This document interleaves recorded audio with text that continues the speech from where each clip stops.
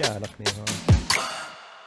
Köszöntöm a nézőket és a hallgatókat. Most is 2 részből áll műsorunk. A szokásos nagy interjú lesz előbb, aztán pedig jelentkezik a Zöld és Zöld című sorozatunk, amelyben ismert vagy kevésbé ismert emberek mesélik el, hogy saját házuk táján ők mit tesznek korunk fenyegető veszélye a globális felmelegedés ellen, illetve a fenntartható fejlődés érdekében. Bíztatom önöket továbbra is arra, hogy iratkozzanak fel, akár ha YouTube-on, akár a Facebookon vagy az Instagramon követnek bennünket, és azt is kérem, hogy vagy a Patreonon keresztül, vagy közvetlen bankszámla számunkra utalva támogassák műsorkészítésünket. A képernyők alatt a részletes leírásban minden módozatról és teendőről olvashatnak. És akkor jöjjön a mára szánt beszélgetés.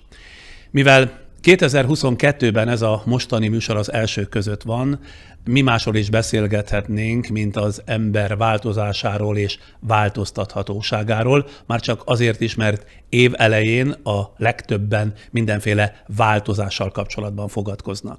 Ez a témához, bármilyen meglepő is, egy filozófust kértünk föl, aki új alapokra helyezve, új szemszögből vizsgálja a filozófia egyik alapvetőnek mondott ismerd meg önmagad tanácsát. Dr. Nánai Bence, az Antwerpeni Egyetem filozófus professzora, az elme filozófiáját kutatja. Mivel innovatív filozófusról van szó, ha nem fából vaskarika ez a fogalom, vele most az önképről és a tudatunk változásáról fogunk beszélgetni, remélhetőleg nem elvisíkon, hanem nagyon is gyakorlatias módon. Ezt meg tudjuk ígérni, nem? Hát megígérni meg lehet, persze. Aztán, hogy betartja, ez egy másik kérdés. Pontosan. Kezdjük úgy, ha már így azt mondtam önnel kapcsolatban, hogy az Antwerpeni Egyetem filozófus professzora, hogy mióta él és mióta dolgozik Antwerpenben? 2010 óta? Igen, 2010 óta dolgozom ott. Egy ideig Angliába éltem, mert a Cambridge Egyetemen és az Antwerpeni Egyetemen voltam egyszerre. Azt majd mindjárt mondom az életrajzában. Ja, igen, okay. De úgyhogy 2016 óta élek Belgiumban, de 10 óta dolgozom ott. Az egyetemen. Nos, akkor szokásaink szerint önt is bemutatnám a bennünket követő nézőknek, hallgatóknak a legfontosabb életrajzi adataival. Tehát Nánai Bence 74-ben született Budapesten, 47 éves filozófus, ez nem látszik önön, aki korábban filmkritikusként is dolgozott, apja színházkritikus, újságíró, anyja kutató kémikus. Középiskolásként a Fasori Evangélikus Gimnáziumban járt, majd az Eötvös Loránd Tudományegyetemre, aztán a Cambridge University-re, a University of California-ra, Berkeley-re, ez utóbbi egyetemen PhD-t szerzett ugye filozófiából. Jelenleg tehát kutató professzor az Antwerpeni Egyetemen, felesége afrikai történelmet kutat, 3 gyerekük van, 8, 12 és 14 évesek. Minden rendben volt? Abszolút. Sokat lehet olvasni arról, hogy a filozófia egyre gyakorlatiasabb tudomány, sőt cégek foglalkoztatnak is filozófusokat. Milyen alapon alkalmaznak filozófusokat? Ez jutott először eszembe, egyre többen és egyre gyakrabban. Hát ez egy érdekes kérdés. Szerintem sok nagyobb cég, különösen a Silicon Valley-ben, Amerikában, ők azt gondolják, hogy a filozófusok valahogy rálátnak a problémákra jobban. Egy dolog, amit a filozófusok viszonylag jól tudnak csinálni, az problémakezelés, tehát problémamegoldás. Tehát van egy viszonylag absztrakt probléma, hogy lehet ezzel valamit csinálni, és sok tekintetben sok olyan probléma van az ilyen technológiai cégeknél, amit egy ilyenfajta gondolkozásmóddal lehet kezelni. Tehát amikor a nagyobb egyetemek, a nagyobb amerikai egyetemeknek a hallgatóit mielőtt végeznek, tehát a PhD hallgatóit mielőtt végeznek a filozófia szakon, effektíve levadásszák ezek a cégek, és megpróbálják elcsábítani őket, hogy inkább nem menj professzornak, hanem gyere ide, keressél kb. 10 annyi pénzt. És önnek is volt ilyen kihívásban része? Engem egy valaki keresett a McKinsey-től, de azt mondtam, hogy inkább kutató professzor lett önből idővel. Hát igen, inkább. Beszélgetésünk elején fontos azt is tisztázni, hogy amiben ön utazik, ha jól szálasztam szét, legalább 4-5-6 tudományág összegyúrása. Filozófia, antropológia, pszichológia, idegtudomány, mesterséges intelligencia kutatás, ezeket összefoglaló néven kognitív tudománynak nevezik. Igen. A kérdés az, hogy ez mit jelent? Ez egy új tudományág, amely szintetizálja a többiben felhalmozódott tudást, vagy ez csak egy módszertani változás? Ez egy érdekes kérdés. Tehát a kognitív tudomány az a 80-as években kezdődött, és akkor volt ez az elképzelés, hogy igazából amit mi akarunk, az az, hogy megérteni azt, hogy hogyan működik az emberi elme. És erre különböző módszerek vannak, az idegtudomány azt csinál egyfajta dolgot, az azt csinálja, hogy hogy megfogja az embert, berakja a szkennerbe, és az ember agyát beszkenneli. Pszichológia az egy másik fajta dolgot csinál, különböző teszteket csinál vele. A filozófia csinál valamit, hogy mit az nem teljesen világos. A nyelvészet az egy másik tudományág, ami ebben benne van. És az 80-as években ezen tudományok mindegyik egy olyan szintre jutott, amikor azt gondolták, sok ember azt gondolta, hogy jó lenne összefogni, és ezt valamit együtt csinálni. A filozófia maga olyan sokat ehhez nem tesz hozzá. A filozófia egy dolgot tud csinálni, mégpedig az, hogy ezt szintetizálja ezeket a tudományokat. Igazán nem a kötekedés szándékával kérdezem, de mégis csak eszembe jutott, hogy nem illúzió a különböző tudományágak ilyen mérvű összehangolása? De, abszolút. Elsősorban minden ilyen tudománynak a képviselője az a saját tudományát csinálja, de ugyanakkor különösen miután már valaki megalapozta a saját hírnevét a saját tudományával, mondjuk mint pszichológus, akkor szerintem érdemes oda nézni, hogy mit csinál a többi tudomány. Tehát szerintem a filozófiának egy nagyon fontos feladata az, hogy szintetizálja ezeket a különböző tudományágakat, mert ugyanarról a témáról szólnak, de ugyanakkor nincs idejük arra, meg nincs energiájuk arra, hogy egymással igazából kapcsolatban legyenek. Tehát a filozófia egy ilyen karmesteri szerepet tud esetleg játszani. Meg, hogy most ellenmondjak a korábbi kérdésemnek, én látok is abban valamiféle értelmet, hogyha ezek a tudományágak összekapaszkodnak, legalábbis az érintőleges területek mentén, akkor ebből több nő ki ebből a szintézisből, mint pusztán, ha egymás mellé rakjuk ezeket a tudományágakat, nem? Hát ez a remény pontosan, tehát ez az, amivel lehet reménykedni, mert tehát eléggé ez egy olyan fajta tudományág az elme megértése, ami óriásinakat lép mostanában, tehát az utóbbi pár évben, évtizedben óriási nagy változások vannak, és sokkal többet tudunk ma az emberi elméről, mint 10 éve, vagy mint 20 éve. És ennek az egyik elsődleges oka az, hogy különböző szakterületeken a változásokat valahogy egységbe tudjuk hozni egymással, és valami fajta rendszert alkotni belőlük. Kezdjük akkor az ön alaptézisével, amely valahogy úgy foglalható össze, hogy miközben az önképünk nem vagy alig változik, mi magunk folyamatosan változunk. Azt szeretném, hogyha ezt kifejtené részletesebben. Kezdjük ott mindjárt egy alapfogalom magyarázat, hogy mit nevezünk önképnek. Önképnek azt nevezzük, hogy magunkra gondolunk.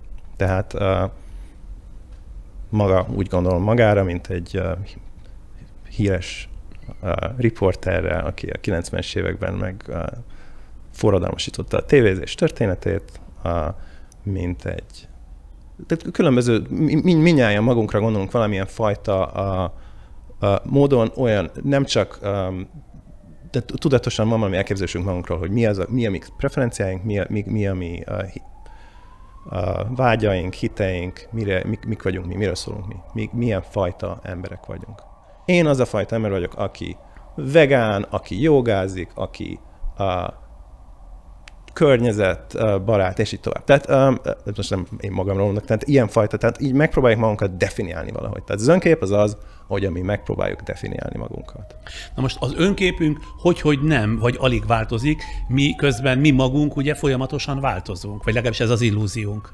Jó, igen, tehát ennek ugye két része van ennek az állításnak. Az egyik az, hogy mi változunk, a másik meg, hogy a mi önképünk nem változik. És mind a két, tehát mint amiről beszéltünk korábban, tehát ez nem csak úgy elgondolom, hogy ez így van, hanem mind a két állítás nagyon sok empirikus kutatásból következik. Ami talán, melyikre kezdjük? Hát talán az önképpen, igen. Okay. A kísérlet az azt mutatja, hogy bár minnyáján nagyon tudatában vagyunk abban, hogy mennyit változtunk az utóbbi 5 évben, hogyha előre nézünk, akkor nem vagyunk, akkor valahogy mindig letagadjuk azt, hogy változni tudunk a jövőben. Tehát az utóbbi 5 évben elismerjük, hogy nagyon sokat változott. 5 évvel ezelőtt egészen másfajta zenét szerettem, mint most, egészen másfajta ételeket szerettem, mint most, egészen másfajta politikusokat támogattam, mint most, és így tovább. És ezt mindenki hajlandó elismerni. De hogyha megkérdezik, hogy és 5 év múlva mi lesz, akkor van egy ilyen természetes tendenciánk arra, hogy hogy pontosan azt gondoljuk, hogy akik most vagyunk, pontosan ugyanazok leszünk 5 év múlva is. Tehát mi vagyunk a mi történetünk, az egy befejezett történet a jelen pillanatban. Eddig változtunk, de mostantól nem fogunk változni. Miért gondoljuk ezt így? Ez egy illúzió, ez egy nagyon fontos dolog, hogy ez nincs, hogy ez mindannyian nagyon is tévedünk, mert 5 év múlva megint csak ugyanannyit fogunk változni, mint az eddigi 5 évben. Hogy miért gondoljuk így, ez egy nagyon jó kérdés. Egyfajta oka, hogy miért gondoljuk így, az az, hogy nagyon nehéz lenne bármifajta döntést hozni különben. Jó, mondjuk ezt értem, de akkor ehhez képest az önképünk az miért nem változik? Hogyha belátnánk azt, hogy 5 év múlva teljesen másmilyenek leszünk, mint most, akkor nagyon nehéz lenne például házat vásárolni, vagy házasodni valakivel, vagy gyereket vállalni. Miért? Hát mert ahhoz, hogy ezeket a nagyobb lépésű döntéseket meghozzuk, ahhoz valami fajta komoly meggyőződésünknek kell lenni abba, hogy 5-10-15 év múlva pontosan ugyanazok lesznek az én preferenciáim és itt amik most. Mert ha azt gondolom, hogy mint ami igaz is, hogy 5 év múlva, 10 év múlva másmilyen leszek, mint most vagyok, akkor nagyon nehéz lenne olyan döntéseket hozni, aminek 5 év múlva és 10 év múlva is én szenvedni fogok tőlük. Az önképünk tehát akkor azt jelenti, hogy harcban áll a valóságos személyiségünkkel? Ez így van. De ennek egy másik, tehát ugye az egyik oldalát néztük meg eddig a dolognak, az, hogy az önkép az nagyon lassan változik. És ennek a különböző érdekes szociálpszichológiai okai vannak. A másik oldal a dolognak az, hogy mi magunk nagyon sokat változunk. Tehát ezért ez a két dolog el fog csúszni egymástól előbb-utóbb. Tehát mi nagyon sokat változunk, ugyanakkor a mi önképünk az nagyon lassan megy ezután a változás után, ha egyáltalán. Tehát előbb-utóbb lesz egy ilyen nagy diszkrepancia attól, hogy mi vagyunk mi, és mit gondolunk magunkról. Egyáltalán észrevesszük ezt? Tehát észleljük, hogy ezek elcsúsznak egymás mellől, az önkép, illetve a változásaink? A legtöbbször ezt megpróbáljuk eltitkolni magunk elől. Tehát, hogyha én azt gondolom, hogy van egy eléggé fix önképem magamról, ugyanakkor meg mondjuk ez az önképem, hogy én szeretek, hogyha már ezzel kezdtem, hogy én vegetáriánus vagyok, és szeretek jogázni, és ez az én önképem, ez vagyok én, az emberek úgy ismernek, mint a vegetáriánust, aki szeret jogázni, és vesznek nekem vegetáriánus szakácskönyveket, meg nem tudom, joga matracokat, nem tudom, mit használnak. Azt is szoktak. És ez úgy gondolok magamra, hogy ez vagyok én. Akkor fölébredek reggel, akkor ez egy gondolat, igen, ez vagyok én. Tehát ez az önkép, ez lassan változik. Mi magunk sokkal gyorsabban változunk, és engem már esetleg nem annyira érdekel a jóga, vagy már nem élvezem nagyon a jogát, meg a vegetáriánus, meg abszolút elegem van, de ezt a fajta diszkrepancia, ezt a fajta szakadékot a saját elmém két feleré között, az egyik az, hogy mi az, amit valójában szeretnék, vagy szeretek, a másik része pedig az, hogy mi az, amit gondolok magamról, ezt nagyon nehezen tudja az ember elviselni, és ezért ezt megpróbálja nem észrevenni. Megpróbálja eltussolni ezt a... Ami persze tudatalatti folyamat, persze, tehát nem igen, tudatos, hanem ez egy tudatalatti folyamat. Nem még teljesen ostobák azért legtöbbször, tehát néha szembesülünk vele, hogy hát engem nagyon nem érdekel már a jóga, most akkor mit csináljak? Tehát, és olyankor tud változni az önkép, de megint csak az önkép sokkal lassabban tud csak cammogni a saját változásaink után. Egyáltalán mi alakítja ki az önképünket, és miért lesz az olyan, amilyen? A legnagyobb részben ez ugye a nevelésünknek a része, tehát az, hogy amit a gyerekkorunkban, meg tínédzserkorunkban, hogy mit tanulunk a szüleinktől, a környezetünktől, a barátainktól, de ugyanakkor erősen befolyásolja az is, hogy a körülöttünk levők mit gondolnak rólunk. Tehát ugye az önkép, tehát az, hogy én mit gondolok magamról, az is befolyásolja, hogy mások mit gondolnak rólam. Tehát hogyha én nekem az önképem, és ez egy egymást erősítő folyamatok, tehát hogyha én nekem az önképem, hogy én egy jogázó vegetáriánus vagyok, akkor valószínűleg több olyan barátom van, aki szintén az lesz, és ezért ez egy egymást erősítő folyamat. Azt mondta ugye az imént, hogy folyamatosan változunk. Az életben körülbelül hány változás érhető tetten? Nekem erre van egy számom, kíváncsi vagyok, hogy ön ezt hogy gondolja, mert azt gondolom, ez a folyamatos változás azért korszakolható. Én mondjuk az eddigi életemben legalább 4 komoly, ha úgy tetszik, személyiségváltozást vettem észre magamon. Nem tudom, hogy ez persze igaz-e, nincsenek... 4-et, hogy legalább 4-szer alapvető dolgokban is képes voltam megváltozni. Ez csak az én illúzióm, vagy lehet ennek valamiféle, ha úgy tetszik, tudományos alapja? Minden évtizedben? Hát 60 elmúltam, tehát nem minden évtizedben, de azt mondom, hogy egyiket oda kötöm, hogy durván a 20-as éveimben, aztán a 30-as éveim végén, valamikor az 50-es éveim elején, és mostanában számítok megint olyan 2 éve körülbelül egy új korszakot. De mondom, ez csak bizonyos alapvetéseket másképpen látok, másképpen alkalmazok, szóval Azokban érem tetten. Lehet, hogy mondom, ez csak illúzió. Attól függ erősen az, hogy milyen, hogy a személyiségünk milyen aspektusát nézzük. Tehát egyfajta tudományterület, ahol erről eléggé pontos kutatások vannak, az a zenei ízlés, vagy meg egyáltalán az ízlés különböző művészeti ágakban. És egy dolog, amit még érdemes elmondani az önképről, ugye kérdezgetett nagyon helyesen, hogy hogyan lehet definiálni azt, hogy mi az önkép. Erről nagyon vicces szociálpszichológiai kísérletek vannak, amik megpróbálják világosan megmutatni, hogy mik azok az aspektusai az önképnek, amik lassabban változnak, amiket fontosabbnak tartunk, mint a többieket. És ez úgy történik, hogy megkérdezik az embereket, hogy hogyha holnap fölébredsz, és nem szőke vagy, hanem barna szemű, vagy nem, hogyha szemüveged van, vagy hogyha van egy lyukas fogad, vagy ha magasabb, vagy alacsonyabb, vagy hirtelen republikánus leszel, vagy demokrata, vagy szocialista, vagy Fidesz szavazó, akkor ez még ugyanaz leszel, mint te most.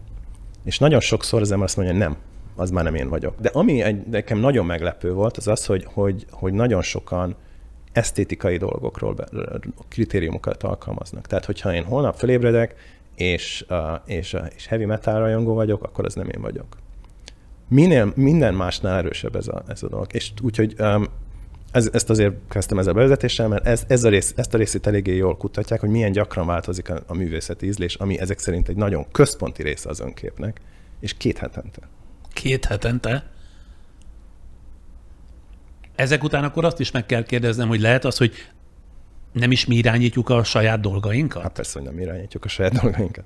De ha nem mi, akkor körülmények, a körülmények? Persze, a környezetünk. Na de amikor az ember azt mondja, hogy tudatosan beavatkozik, és bizonyos dolgokat végig gondol, majd pedig úgy dönt, hogy akkor ez is csak egy illúzió? Ez sem igaz?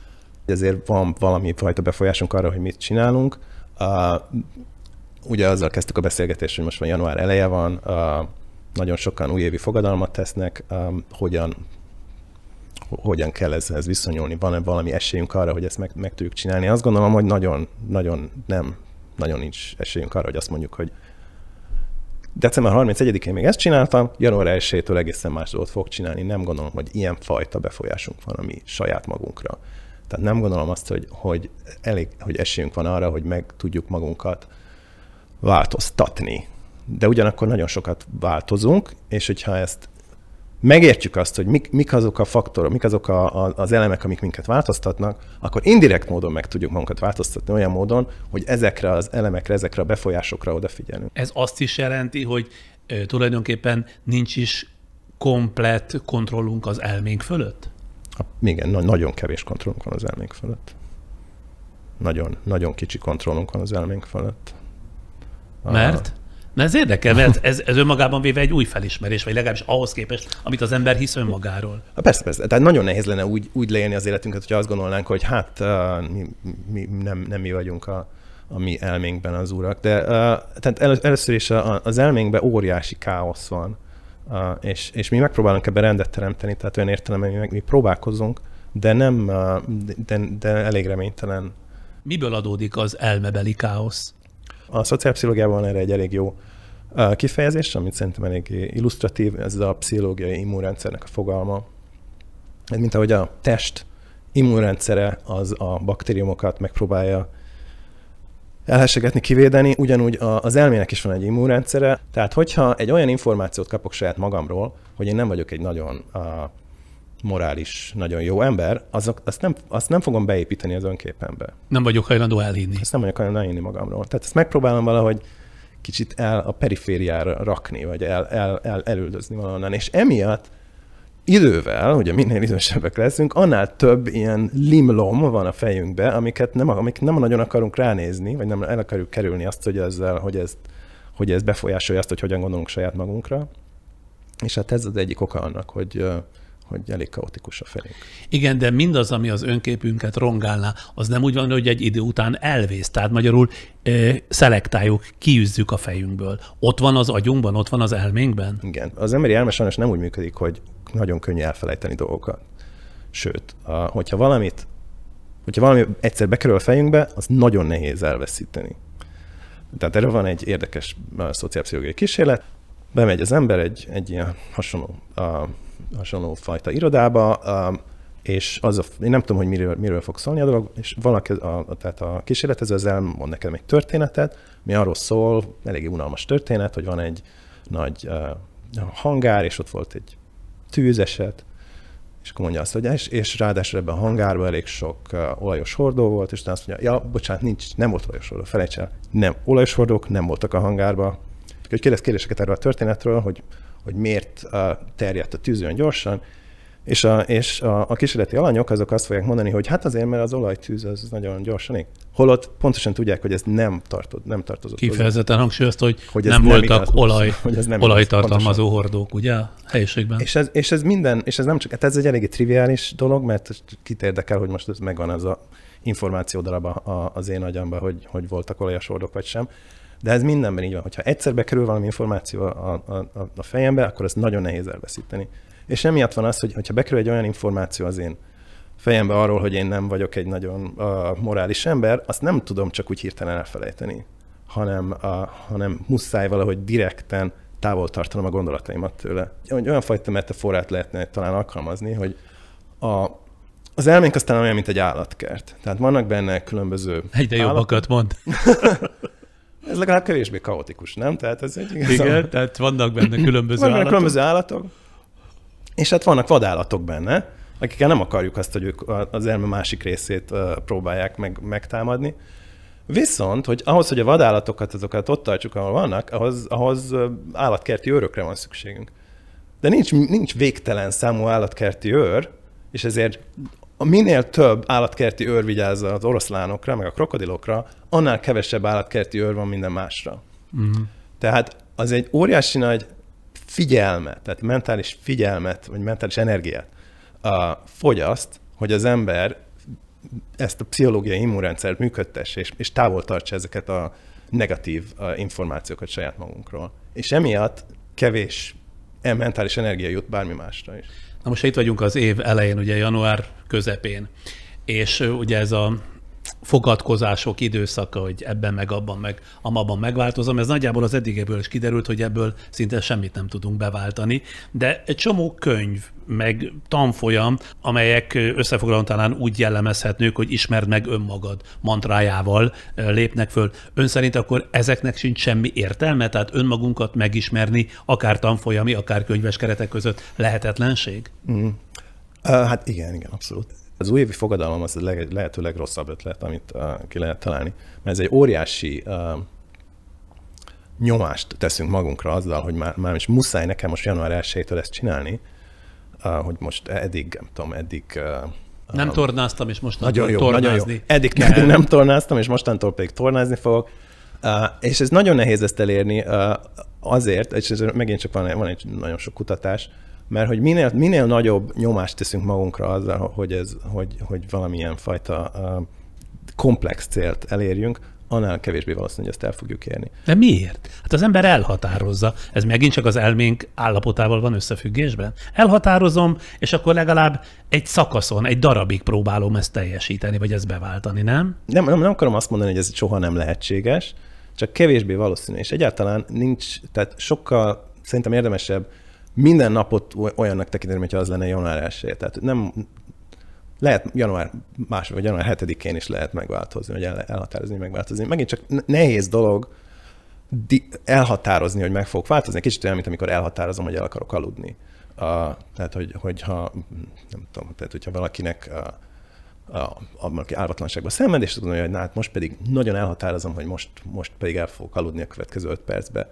Ettől csak kevésbé valószínű, hogy el fogunk aludni. Nem? Igen, de az egy természetes folyamat, amire nagy befolyásoló erőnk nincs, viszont amit elhatározunk, hogy mondjuk tornázni fogok január 1-től, az mégiscsak azon múlik, hogy én ezt az akaratot beváltom-e, vagy nem váltom be, nem?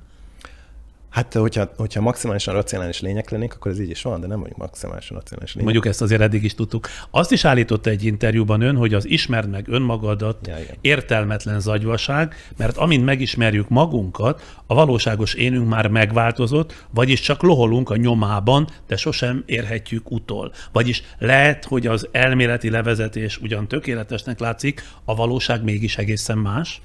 Amikor megismerjük önmagunkat, ez igazából az önképünkről szól, igaz? Tehát hiába ismerem meg az önképemet, az önképem az más lesz, mint ami én magam vagyok, igaz? Tehát, mert hogy én sokat változom, az önképem pedig ugyanaz marad.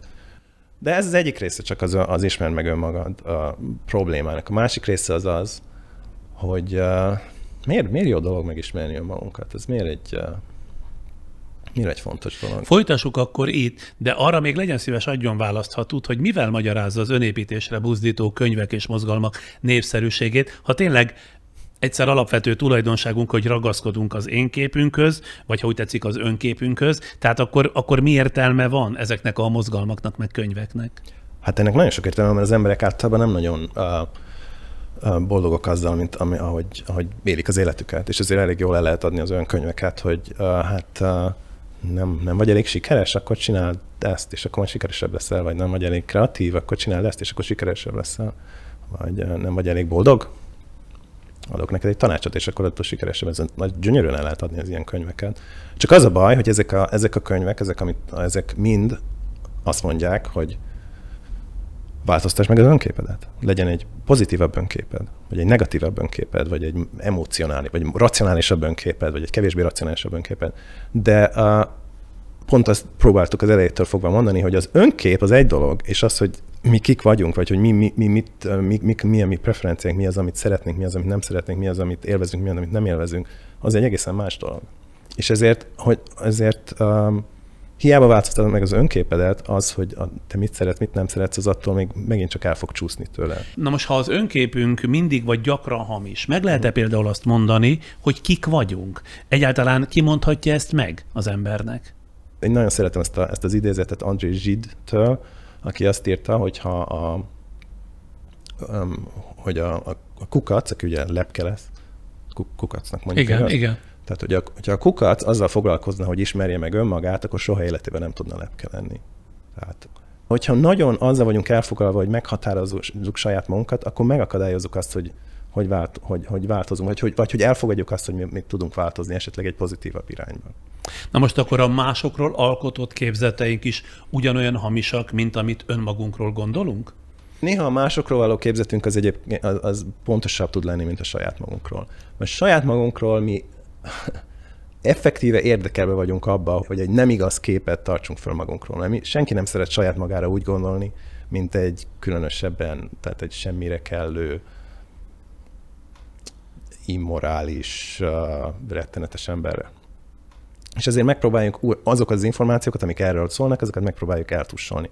Tehát nagyon erősen érdekelve vagyunk abba, hogy egy olyan önképet alakítsunk ki, aminek semmi köze igazából nincs ahhoz, hogy mi kik vagyunk. Tehát nem azt akarom mondani, hogy mindenki ilyen rettenetes ember, és ezért a pozitív önkép az emiatt vagy egy hazug önkép, hanem csak azt, hogy amiről beszéltünk eddig, hogy bármilyen önképet is alakítunk ki magunkról, az elmének a valósága azért sokkal mozgalmasabb, dinamikus dolog, és ezért előbb-utóbb az egy hazug önkép lesz. Egy tanulmányában azt állítja, idézem, folyamatosan változunk, és a legritkábban abban az irányban, amerre szeretnénk. Miért? A változás nem tőlünk függ, tehát az előzőkből következőleg az nem tudatos? Jó. Tehát ez az, amit már az eleje óta igazából ezzel tartozom magának ennek az elmesélés. Mert nagyon sokat beszélünk az önképről, és az önkép az miért fix, de arról kevesebbet beszéltünk, hogy mi miért változunk, és miért változunk különböző irányokba. És ezt mondtam, hogy néhány tekintetben nagyon gyorsan változunk, tehát például a zenei ízlés, meg az olyan ízlési tekintetében, ami az olyan művészeti ágak, vagy zenei ágakra vonatkozik, amelyeket mi kifejezetten magunkhoz közel állónak tartunk.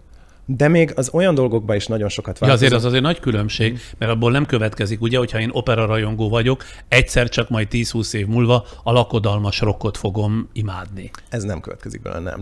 De egy olyan dolgokban meg tud változni az ízlésem, amit én egy nagyon magamhoz közeli ízlésbeli kérdésnek Tehát mondjuk operarajongóból, ha zeneízlésről van szó, lehetek jazzrajongó. Vagy még azon belül. Tehát egy operarajongóban eddig nagyon nem szerettem a Verdit, és most azt gondolom, hogy Verdi mégiscsak jó. De tehát ez csak azért említettem a zenei ízlést, mert itt tényleg demonstrálva van az eléggé tüzetesen, empirikusan, hogy milyen hihetetlenül gyorsan változik az ízlés. De még az olyan dolgokat, amik nagyon sokáig pszichológusok azt gondolták, hogy fix személyisége, tehát hogy valaki introvertált, vagy extrovertált, vagy nyitott, vagy zártak, azok is változnak nagyon gyakran. Most már ugye a pszichológia eléggé idős tudomány ahhoz, hogy embereket végig tud követni. Most már megvannak az eredmények, az embereket végig tud követni 5 éves korától 75 éves koráig, és minden 5 évben megcsinálni azokat a teszteket velük, és óriási különbségek vannak. Tehát óriási változások vannak gyakorlatilag minden aspektusában az embernek. A változást ön a környezet hatásával magyarázza elsősorban? A környezet hatása az egy nagyon fontos befolyás erre. Tehát például az, hogy a körülöttünk állóak mik a preferenciáik, mi az, amit ők szeretnének. Azoknak óriási hatása tud lenni arra, hogy mi mit szeretnénk. És igazából ez az, ahol én kicsit szeretnék kevésbé pessimista lenni, tehát ugye azt mondtam, hogy viszonylag kevés kontrollunk van afölött, hogy milyen irányba változunk, és ugye erről beszéltünk a január 1-i újévi fogadalmakkal kapcsolatban, tehát nagyon nehéz az úgy dönteni, hogy holnaptól egy más ember leszek. Mert nagyon sok oka van annak, hogy miért vagyok én az a fajta ember, aki vagyok most, és ezek az okok nem nagyon fognak megváltozni holnapra. Hiába szeretném azt, hogy megváltozzanak. De ugyanakkor indirekt módon lehet erre hatni, például úgy, hogy megváltoztatom a környezetemet. Tehát tekintve azt, hogy a környezetem az egy óriási hatása van arra, hogy én mi vagyok, vagy hogyan élem az életemet, milyen fajta viselkedésformákat tanúsítok. Ezért, hogyha a környezetem megváltozik, akkor én is megváltozom. Tehát okosabb dolog nem azt mondani, hogy holnaptól már pedig én egy ilyen ember leszek, hanem érdemesebb azt csinálni, hogy holnaptól egy másfajta környezetben leszek. Persze ez egy kicsit nehéz csinálni, hogy minden állásunk van, családunk van, és így tovább. A körülményeink kötnek alapvetően bennünket. Egy része a körülményeknek kötnek. Igen. De nem feltétlenül azt értem azzal alatt, hogy megváltoztatni a környezetet, hogy most akkor holnap kitelepülök Mexikó városba, és ott fogok élni, mint egy tacos árus, hanem megváltoztatni azt, hogy mivel veszem körül magamat. Tehát például, hogyha egy olyan problémám van, hogy folyamatosan tévét nézek, ahelyett, hogy dolgoznak, akkor érdemes kidobni a tévét, és akkor más a környezet. Nem, akkor ez egy probléma kevesebb van. Persze az is eszembe jutott itt az előbbi kérdés kapcsán, hogyha a környezetünk hatása ugye ennyire meghatározók, és elfogadjuk, hogy a környezet nem csupán a véletlen műve, hanem a mi választásunk, amiről mostanig beszéltünk, abból nem az következik-e, hogy amikor változunk, legalább fele részben olyan irányban változunk, amilyet mi magunk is szeretnénk, és így módon a kettő kölcsönhatásban van egymással.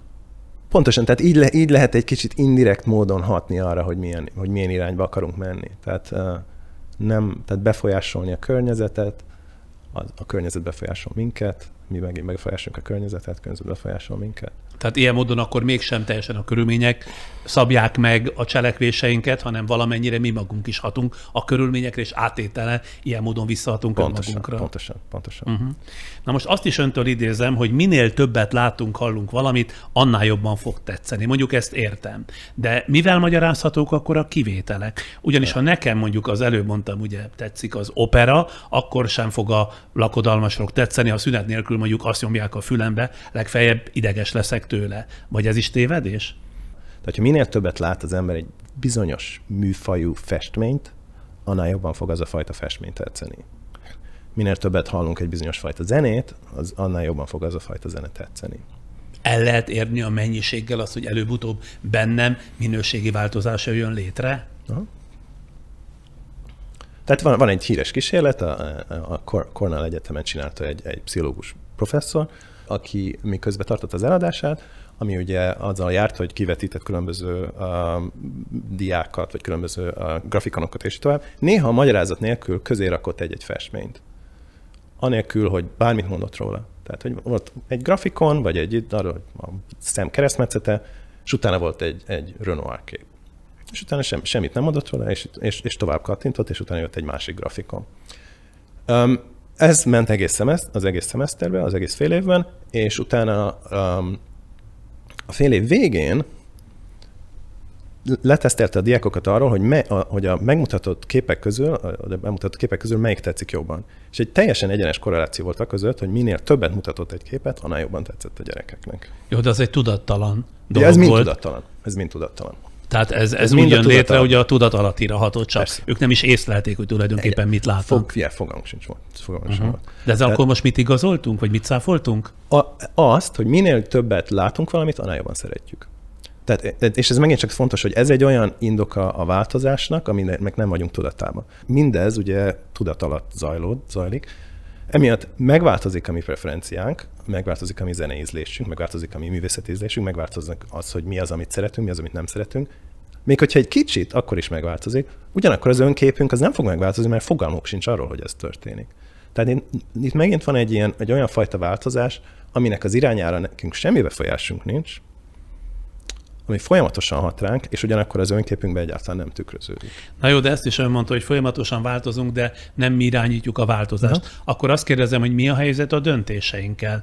Amikor tudatosan döntünk valamiről, ezt vagy azt fogjuk tenni, ezt vagy azt fogjuk mondani, vagy ezért vagy azért, akkor mennyiben van jelen a tudatosság?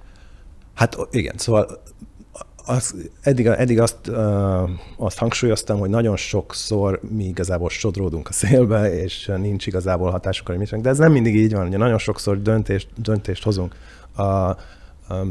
Ön fölhívott, és megkérdezte, hogy jöjjek ide be, úgy döntöttem, hogy igen, bejövök ide. Tehát az ember döntéseket hoz, most döntést hozok, hogy most vizet igyak, vagy narancslét iszom. Az ember folyamatosan döntéseket hozna. Az a kérdés persze, hogy ezek a döntések mennyiben racionális döntések, vagy hogyan működnek ezek a döntések. Ezek úgy vannak-e, hogy most nekem vannak bizonyos rögzített preferenciáim, és úgy döntök, ami az én preferenciáimit a leginkább előre mozdítja, és ez sajnos nem így van. Tehát erről is nagyon érdekes kutatások vannak. Nem? Hát erről nagyon érdekes kutatások vannak, hogy hogyan dönt az ember. Tehát például a nagyobb döntésbe, tehát például, hogy milyen állást válasszak, vagy kihez menjek feleségül, vagy férjül, vagy legyen egy gyerekem, vagy ne legyen gyerekem, vagy kezdjek el podcastot csinálni, vagy újra kezdjem a Friderikus Show-t. Az ilyen döntésekben, ami azt irányítja, az igazából a képzelőerő. Tehát megpróbálom magam elképzelni az egyik fajta szenárióba, megpróbálom elképzelni magam a másik fajta szenárióba, és amelyik jobban, amik kellemesebb, azt fogom dönteni. És az sem tudatosság mentén, hanem pusztán csak egy érzés, vagy egy érzés sorozat mentén kristályosodik ki? Így van. Egy ponton döntenem kellett arra, hogy Angliába megyek lakni, vagy Amerikába. Angliába vállalok egy állást, vagy Amerikába vállalok egy állást. És azt gondoltam, hogy ez egy óriási különbség, akkor azt gondoltam, hogy ennek óriási nagy következményei lesznek a számomra. De szeretném hangsúlyozni, hogy az emberi elme nagyon ritkán racionális, nagyon ritkán hoz racionális döntéseket. És például az ilyenfajta döntéseket nem úgy hozzuk meg, hogy elővesszük a notest, és akkor a pro és kontra, és ezek a pro érvek, és ezek a kontra érvek, hanem úgy, hogy elképzeljük magunkat. Az egyik, elképzeltem magamat az angol egyetemen, vagy angol kisvárosban, elképzeltem magamat az amerikai egyetemen, és hogy melyik hogyan tetszett, az ami meghozta, vagy így dönt az ember ezekről az dolgokról. És például, hogyha az ember azon gondolkozik, hogy most legyen egy gyereke, vagy ne legyen egy gyereke, az sem úgy működik, hogy most akkor mik a racionális érvek, hogy most a racionális érv azt mondja, hogy legyen gyerekem, ne legyen gyerekem, hanem az, hogy mi az én érzelmi reakcióm arra, hogyha elképzelem azt, hogy én ebben a fajta szenárióban hogyan lennék. Na most, ami miatt ez az egész nagyon problematikus, az az, hogy persze aki ebben a szenárióban lesz a jövőben, az én jövőbeli az nem én vagyok, aki most vagyok, hanem az, aki jövőben leszek. És mint ahogy ezt beszéltük eddig, ami a jövőben leszek, az egyrészt teljesen másmilyen, mint az, ami én vagyok most. Másrészt pedig ez a változásnak az iránya nagyban annak a következménye, hogy melyik dolgot választom. Jó, de ha mégis létezik tudatos döntés, akkor azt mitől lehet tudatosnak nevezni? Hogyha egy döntést kell hoznom két opció között, amelyiket élesebben el tudom képzelni, az fog győzni. Tehát, és ennek nagyon kevés köze van ahhoz, hogy mi racionális, mi nem racionális, nagyon kevés köze van ahhoz, hogy mi az, ami nekem jó, mi az, amiből nekem hasznom lesz. Ez erősen csak attól függ, hogy milyen éles mentális képet tudok elképzelni az egyik opcióról, vagy a másik opcióról. De akkor ezzel azt is mondja, hogy tudatos döntés, mint olyan nincs? Természetesen nagyon sokszor tudatos döntéseket hozunk, de hogy ezek a tudatos döntések mennyire tükrözik azt, hogy nekünk mi a preferenciarendszerünk, az egy teljesen más kérdés. Na most, ha folyamatosan változunk, ugye ebben megállapodunk már, de sohasem vesszük észre, vagy abban a pillanatban nem tudatosul, akkor honnan lehet egyáltalán azt tudni, hogy változunk, vagy változtunk? Abból, hogyha megfigyeljük magunkat.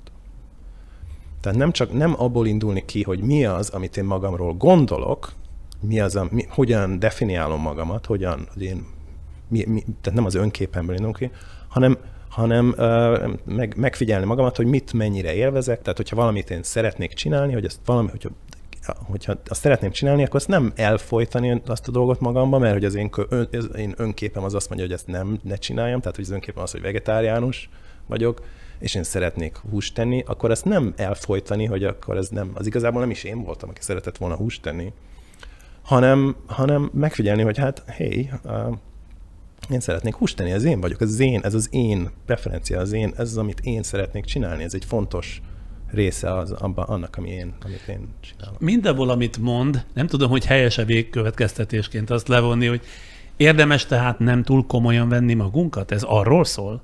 Nem érdemes túl komolyan venni az önképünket, nem érdemes túl komolyan venni azt, amit gondolunk magunkról. Kevesebbet kellene gondolkozni önmagunkról, és azzal foglalkozni, hogy mi is vagyok én, hogyan is, akkor most vegetáriánus vagyok, vagy én jógarajongó vagyok, vagy sem. És többet kellene megfigyelni magunkat, hogy mi az, mi esik jól, mi nem esik jól, mi az, amit szeretek csinálni.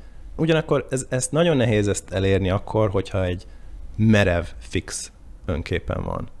Bizonyos fajta életutat választottunk, és azon kell menni, de ugyanakkor érdemes nem azt gondolni, hogy akik mi vagyunk, az élet, az azonosítható azzal az életúttal, amit tehát mondjuk a saját keretrendszerünkön belül azért oldalra mozoghatunk. Saját keretrendszerünkön oldalra mozoghatunk, plusz a saját keretrendszerünkkel nem muszáj teljes mértékben azonosulni. Nem muszáj azt gondolni, hogy az minket teljes mértékben meghatároz, amilyen keretrendszerünk nekünk van. Talán a legnagyobb probléma igazából ezzel a stabil önképpel az, hogy ez nagyon korlátozza az ember szabadságát. Tehát persze én csinálom, amit csinálok, én bemegyek az egyetemre, csinálom az én munkámat, de ugyanakkor, hogyha nem azonosulok ezekkel a keretekkel teljes mértékben, akkor egy sokkal nagyobb tere van a szabadságnak. Mindazokra a tekintettel, amikről mostanáig beszélgettünk, mit profitálhatunk abból, ha mindennek a tudatában vagyunk? Tehát képesek lehetünk például másképpen szervezni az életünket, tehát önmagunk számára az eddigieknél mondjuk hasznosabb, jobb eredményekhez vezető döntéseket hozni? Igen, szerintem több tekintetben is. Tehát az egyik dolog, amit próbáltam hangsúlyozni, az az, hogy az emberi elme az egy sokkal kaotikusabb, mint azt gondoltuk. Mindnyájunk elméje különböző kis fragmentusok, kis töredékekből áll, amelyeknek egy nagy részét megpróbáljuk messzire elkerülni. Hogyha ezt tudjuk magunkról, és hogyha ezt tudjuk mindenki másról is, akkor ez szerintem egy egészen másfajta viszonyt tud megteremteni a többi emberhez. Tehát ugye egy nagy probléma mostanában ugye az, hogy a világ minden országában teljesen polarizálódott a társadalom. A társadalom egyik fele egyáltalán nem beszél a másik felével. Magyarországon ez nagyon így van. Politikai alapon, úgy érti? Politikai alapon ott a legnyilvánvalóbb, de nem csak politikai alapon, hanem különböző ideológiai alapokon is. Ez ellen talán lehet valamit tenni, hogyha egy kicsit tudatában vagyunk annak, hogy mi is egyfajta, tehát a mi elménkben is mindenfajta egymással ellentmondásban levő információk vannak, mindenki másnak az elméjében is egymással ellentmondásban levő információk vannak. Tehát lehet, hogy valaki, aki a politikai spektrum másik oldalán van, mint én, lehet, hogy az ideológia, az más, mint az enyém, vagy az a politikai hozzáállás, ez teljesen más, mint az enyém. Ugyanakkor lehet, hogy sok minden apró dologban abban egyetértek ezzel az emberrel. Tehát, hogyha nem úgy gondol az ember az emberi elmére, mint ami egy ilyen egységes dolog, hanem egy sokkal diverzebb dolog, akkor lehet, hogy kicsit több remény van arra, hogy tudunk már emberekkel, akikkel talán ennek a politikai pólusnak a másik oldalán vannak, esetleg jobban tudunk kommunikálni velük. Összefoglalhatjuk akkor ezt a beszélgetést úgy, hogy a fejünkben kész káosz uralkodik, ebből adódóan viszont olyan sok tudatos teendőnk nincsen, legfeljebb kicsit vagy éppen, hogy módosítgatni magunkon, mert egyébként bármennyire határozunk el többet, úgysem fog menni. Káosz van a fejünkben, igen, tehát ez tagadhatatlan. Az is igaz, hogy nagyon kevés kontrollunk van arra, hogy merrefele, milyen irányba változunk, és merrefele változunk. Ezért fontos szerintem az, hogy megértsük, hogy milyen fajta káosz van a mi fejünkben, tehát mitől van káosz a fejünkben, mert nagy része az, amit mi csinálunk, az nem csak az, hogy hogy megpróbálunk káoszt, rendet teremteni a káoszba. És az, hogy miként teremtünk rendet a káoszba, az valamilyen szinten rajtunk múlik. Tehát, hogy egy kis optimizmust is behozzak ide. És hogyha megértjük azt, hogy milyen fajta káosz van a fejünkben, vagy miért van káosz a fejünkben, az esetleg segíthet nekünk abban, hogy hogyan tudjuk indirekt módon befolyásolni azt, hogy milyen irányba haladjunk. Egy kicsit hadd kérdezzem személyesen önmagáról is, hogy honnan jött az inspiráció meg az ambíció, már ami a filozófiát illeti? Igen, különösebben soha nem érdekelt a filozófia, mint ez filozófia. Jól kezdődik. Engem különböző problémák érdekeltek. Az egy nagyon fontos probléma szerintem, hogy megtudjuk, hogy hogyan működik az emberi elme. És ennek a filozófia az egyfajta módszer, eznek a kiderítése, a pszichológia egy másik módszer, és itt. Ami miatt én elkezdtem gondolkozni ezekről a dolgokról, az művészetekből ered. Tehát a filmkritikusságból például ez egyenesen következett? Azt a 20-as, 30-as éveiben művelte mondjuk gyakorisággal? Igen, inkább a 20-as éveimben, igen. És hát, hogyha az ember sokat jár, mondjuk az ember jár a moziba, és egy film tetszik, talán egy másik filmet megnézni, az nem tetszik. Mi a különbség a kettő között? És hát azt gondolom, hogy egy eléggé nyilvánvaló válasz az, hogy az elménk másként működik, amikor nézzük az egyik filmet, vagy amikor nézzük a másik filmet. Az, hogy ezt megértsük, hogy hogyan működik másként az elménk, ahhoz tudnunk kell azt, hogy hogyan működik az elme, hogyan működik a percepció, hogyan működnek a különböző mentális folyamatok. És így sodródtam bele abba, tehát egy egyre absztraktabb kérdésekbe, hogy hogyan lehet, hogyan tudjuk megérteni az elmét. Ugye itthon az ELTE-n summa cum laude végzett. A kérdésem az, hogy miért érezte kevésnek önmaga számára, vagy nem kielégítőnek azt a hagyományos filozófiát, amit mondjuk kínált önnek ez a tudomány, vagy tudományág? Hát én igazából soha nem csináltam igazából filozófiát. Tehát filozófia szakon végeztem az ELTE-n, de itt már Magyarországon is a legfontosabb tanáraim azok nem filozófusok voltak. Tehát Csányi Vilmos volt az egyik fontos, aki szintén volt ebben a programban, ő volt nagyon fontos hatással a gondolkozásomra, és jó barátom is. A másik fontos professzorom az Pré Csaba volt, aki egy pszichológus. Tehát én valahogy, tehát a kezdettől fogva valahogy nem a filozófia mellett voltam elkötelezve, hanem amellett, hogy valahogy megértsem azt, hogy hogyan működik az emberi elme. Mit gondolt, amikor olvasta vagy hallotta, hogy Stephen Hawking az egyik legtekintésebb tudós, mint tudományt egyszerűen halottnak nyilvánította a filozófiát? Szerintem fontos kellene legyen minden filozófusnak, hogy ezt komolyan vegyük, mert igazából mit csinálunk mi a filozófiában? Miért van szükség filozófiára? Ókori Görögországban minden filozófiának számított, és ahogy megyünk előre, egyre több dolog levált, tehát ugye levált a biológia, Arisztotelész, az még a biológiát és filozófiának tekintette. Először levált a biológia, levált a fizika, nem is olyan régen, 100 éve levált a pszichológia, és egyre több dolog válik le, akkor nem marad nagyon filozófia. Tehát kicsit jogosnak érzi a filozófia utóbbi évtizedekben való leértékelődését? A filozófia azt tudja hozzáadni a tudományokhoz, erről már beszéltem korábban, hogy összehozni a különböző tudományágakat. Tehát a pszichológiát és az idegtudományt nem fogja se az idegtudomány, se a pszichológia összehozni egymással, mert nincs idejük rá.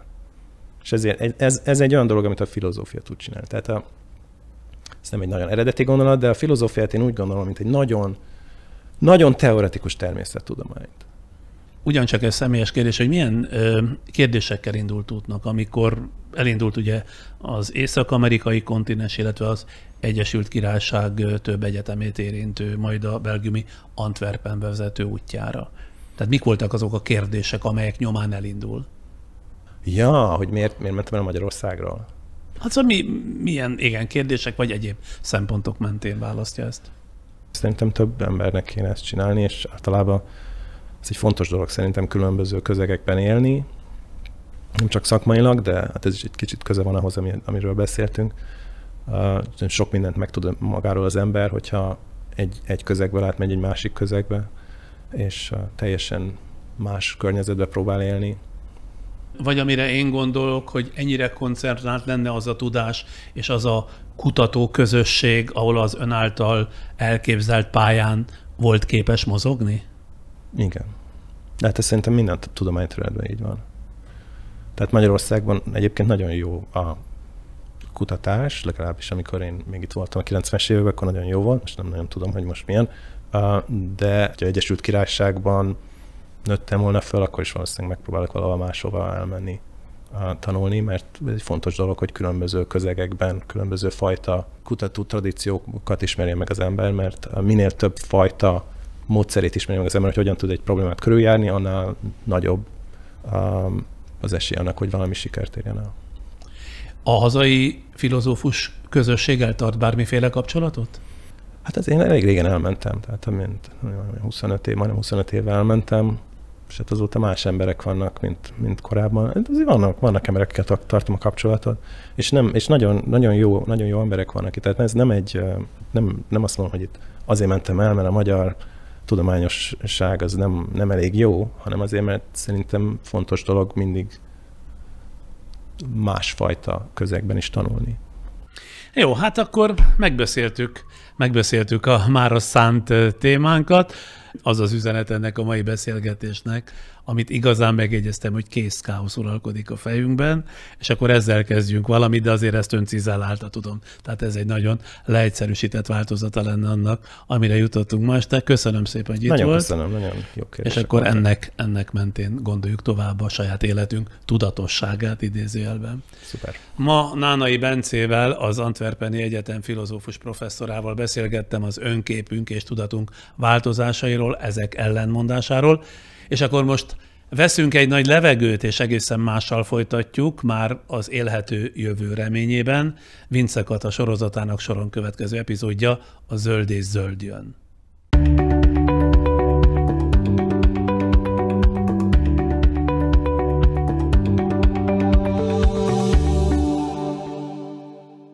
Puskás Dalos Péter vagyok, és előadó művészettel foglalkozom. Olyan 4-5 éve lehetett, amikor elkezdtem megváltozni, tudatosabban élni, vagy figyelni arra, hogy mik a mindennapi szokásaim. Ez két dolognak köszönhető. Egyrészt Bambinak, a kiskutyámnak, akinek a gazdája lehettem akkor. És ez egybeesett azzal, amikor az öcsém egyik napról a másikra azt mondta, hogy elkezd hús nélkül létezni, és gyakorlatilag egy nap alatt leszokott róla. Nagyon egyszerű oka volt, folyamatosan turnébuszban voltunk, benzinkutakon ettünk, és akkor és akkor úgy gondolt, hogy valószínűleg a legegészségtelenebb, amit eszünk, az a hús, amit azokban a szendvicsekben eszünk, és hát akkor én is elkezdtem így egyre kevesebb húst tenni, rácsodálkoztam arra, hogy mennyire fantasztikus a természet, hogy mennyire fantasztikus az állatok, és hogy biztos vagyok benne, hogy a kutyákon kívül a többi állatnak is megvan a saját csodája, a saját értelme, az érzelmei, és úgy döntöttem, hogy soha többet nem szeretnék húst fogyasztani, és akkor ehhez társult az, hogy utána elkezdtem utána nézni a dolgoknak, utána olvasni, kíváncsi lenni, elmenni aktivitásokra, eseményre, legyen szó szaporító telepfelszámolásról, szörmeellenes megmozdulásról, mert elkezdtem felfedezni azt, hogy Atya Úristen, mit teszünk amúgy a Földre, hogy mennyire nem vagyunk tudatában azzal, hogy igazából nekünk 21. századi embernek semmi más dolgunk nincsen. Lemegyünk a boltba, és becsomagolva, szép reklámtáblákkal elfedve megvásároljuk az ételt. És elfeledkezünk arról, hogy ehhez mennyi munka szükségeltetik, mennyi erőforrás, mennyi élet kell ahhoz, hogy végül is mi együnk. Figyelünk arra egyébként, hogy tényleg a termelőtől vásároljunk, hogy lehetőleg ökológiai gazdálkodásból, minél kevesebb permettel, vegyszerrel. És hát nyilván ez kapcsolódott, hogy aztán nekünk is lett egy szőlősünk, ahol én is megtapasztaltam azt, hogy úristen, mennyi munka az, hogy végül is aztán a szőlőből bor legyen, üdítő legyen, vagy egyáltalán az asztalra kerüljön bármilyen formára. Ez rengeteg erő, rengeteg energia, és hogy hát mennyi területet igényel. És akkor mégis így alakítjuk az életünket azóta is, hogy a közlekedésben, az energia használatunkban, hát látod a növényeink is, hogy egy fontos részét képezik az életünknek. Nagyon szeretek ajándékozni növényeket, olyanokat, amiket én nevelgetek, és lehetne még sorolni az étkezéstől kezdve a vásárlásos szokásainkon át. Én például egy nagy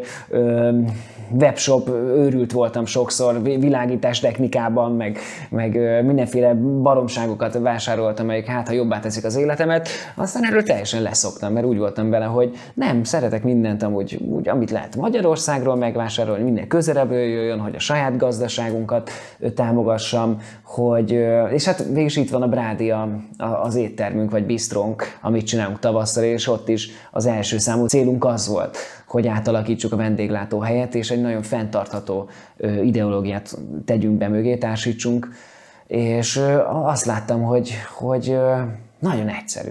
Tehát, hogy az ember azt gondolja, hogy ez ördöngönség egy vállalkozásnál is, de igazán, hogyha az ember odafigyel rá, hogyha megjelenik opcióként, vagy megjelenik egy szemszögként az, hogy fenntarthatóság, akkor marha egyszerű ez az egész. Akkor igazából apró ötletekkel az egészet át lehet formálni, és meg lehet csinálni azt, hogy mindent, amit meg tudsz tenni, az onnantól kezdve fenntartható legyen. És nekem ez egy nagy felismerés volt, és azóta ez is az egyik elképzelésem, hogy szeretnék olyan magyar vállalkozásokat segíteni a felületeimmel, meg az én tudásommal, amit megtapasztaltam az elmúlt években, hogy minél többen legyenek, akik így gondolkodnak vállalkozóként, és minden alap közönség legyen, aki erre fogékony. Mert a piacozás, én azt hittem, hogy azért nem járnak az emberek piacra, mert hogy úristen, az milyen drága, és aztán lemegy az ember, és megtapasztalja, hogy egyébként nem nagyon költ többet, hiszen azért van egy nagy csapdája, lemegyek a nagy bevásárlóközpontokba, hogy nyilván az egész arra van kihegyezve, hogy lehet, hogy olcsóbb valamivel, de csak vásárolj, folyamatosan csak vásárolj. Hát te kidobod, hát ez van, hát kidobod, nincs szükséged rá, akkor megy a kukába.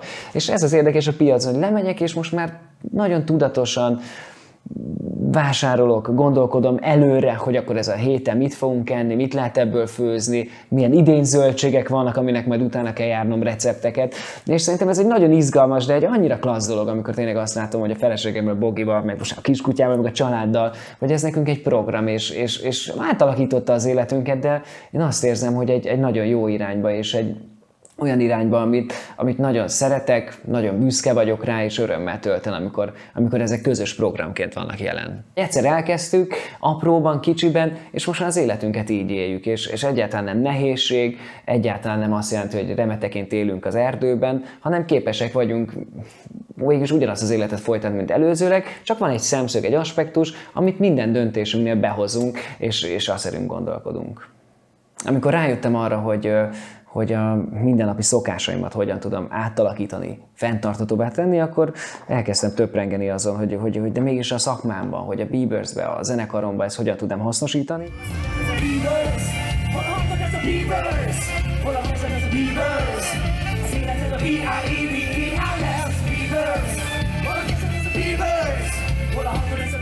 Egy backstage-ben rengeteg szemetet termelünk, iszonyat műanyag halmaz van, mindenki egyszer beleiszik egyszer használatos poharába, aztán el is dobja. És igazából, amiről beszélek, hogy egy vállalkozást átalakítani, a munkába bevinni, azért nem egy olyan bonyolult dolog. Tehát, hogy koncentrálként plusz 5-10 perc energiával jár, energiabefektetéssel, visszük a saját boharainkat, reporrainkat, ezt most 2-3 éve használjuk, a saját étkészletünket, mindig megkérem, hogyha biztosítanak italt, akkor azt minden nagyobb kiszerelésben adják, és hát nem azért, mert minél többet akarok inni, hanem azért, hogy minél kevesebb szemét legyen, és hát nagyon megható látni azt, hogy egyrészt, hogy hogyan sikerült megoldani ezt, hogy a csapat összefogott, és elfogadták, és figyelnek rá, és elpakolnak maguk után, és figyelnek a tisztaságra, másrészt pedig az, hogy amikor bejönnek a rendezvényszervezők az öltözőbe, meg vannak lepődve, hogy igazából egy tiszta öltözőt hagyunk magunk után. Ha van szemetünk, egyébként arra vannak külön szelektív hulladékgyűjtőink is, amiket viszünk magunkkal, és aztán hazahozunk, és eltesszük a szelektív gyűjtőkbe.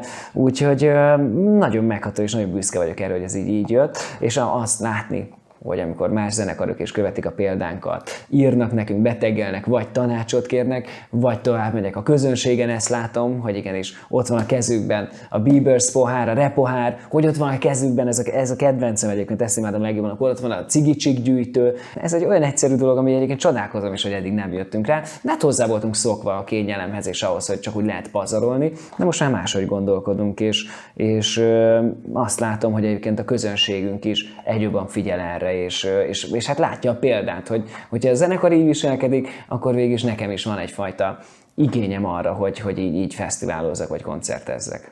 Egy faültetésen találkoztam Boromisza Zsomborral, tájépítéssel, és beszélgetünk erről, hogy hogyan lehetne ezt továbbvinni, hogy városi fásítás, és akkor elindítottuk a Budapest Egyesületet, megkerestünk önkormányzatokat, és kértük őket, hogyha van olyan helyszín, ahol nem tudnak ültetni, nincs már forrás rá, vagy energia, akkor vannak itt önkéntesek, akik ezt szívesen megcsinálnák, és ehhez társítottuk azt, hogy meccénásainkra elnevezzük a fát, és úgy tűnik, hogy ez egy jó ötlet volt, mert olyan jó látni azt, amikor jönnek családok, rokonok, szerelmes párok, házasok, és akkor egymást meglepik egy-egy fával, és egyrészt nagyon megható az a pillanat, másrészt meg jó látni, hogy van erre igény, és hogy az emberek nem a boltba mennek ajándékért, hanem megkeresnek minket, és azt mondják, hogy ők szeretnének egy fát ültetni.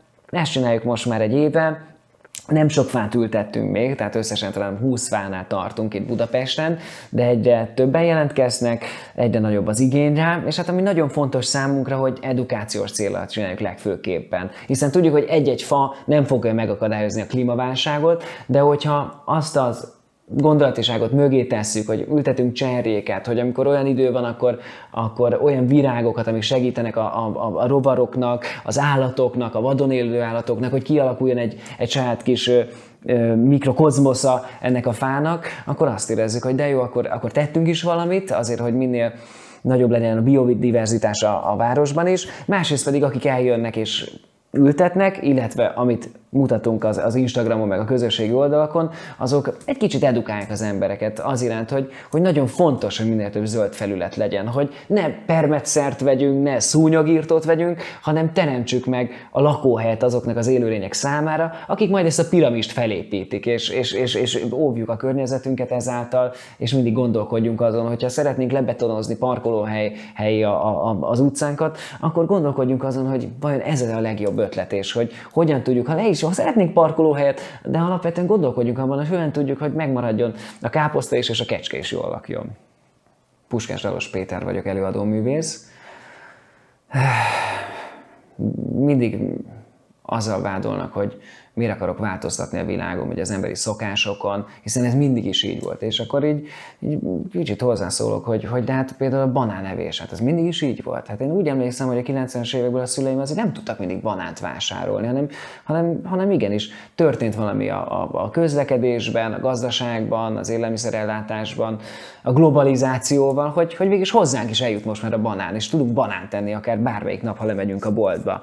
És hát ugyanilyen az, amit most mi csinálunk, hogy minden reggel felkelünk, és változtatunk a történelmen, és nem fölülről mondják meg, hanem mi egyszerű emberek azt mondjuk, hogy körbenézünk az életünkben, és reflektálunk rá, és azt mondjuk, hogy igen, ezen változtatni szeretnék. Hogy miért? Hát nagyon egyszerű. Mert szeretnék egy fenntartható világban élni, egy szebb jövőre ébredni, és az, hogy a gyerekeimre olyan világot hagyjak rá, amiben jó élni. És ezek nem kellenek nagy lépések, hanem kis, apró változtatások, amiatt nem fogunk hiányt érezni az életünkben, hanem ugyanolyan teljes és boldog életünk lesz. Úgyhogy én azt tanácsolom mindenkinek, hogy kezdje el mindenki a saját mértékei szerint, aztán úgyis rá fog majd döbbenni erről, hogy de jó, ez nem is ment olyan nehezen. Hol találkozik a múlt és a jövő? A jelenben. Ne csak figyeljük, legyünk aktív részesei a fejlődésnek, mert minden lépés egy befektetés is a környezetünkért, a világért. Ne csak legyen, tegyen is a jelenben a jövőért. Raiffeisenbank a fenntarthatóságért. A jövő időben.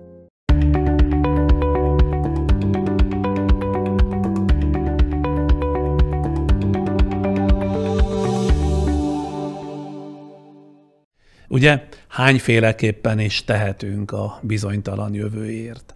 Mára ez volt a podcast, jövő csütörtökön újra jövünk egy újabb premierrel. Viszontlátásra, viszonthallásra.